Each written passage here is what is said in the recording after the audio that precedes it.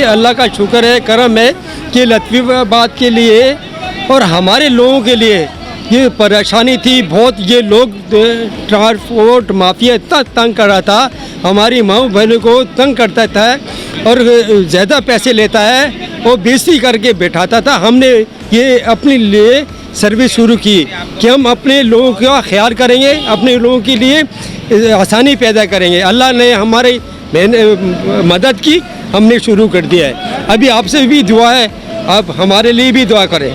और ये जो सर्विस है ये जियो सिंध के नाम से हमने शुरू की है कराची के लिए, ठीक है ना भाईजान। ये गाड़ियाँ हम यहाँ से भर के निकालेंगे, कराची जाएंगी गाड़ियाँ।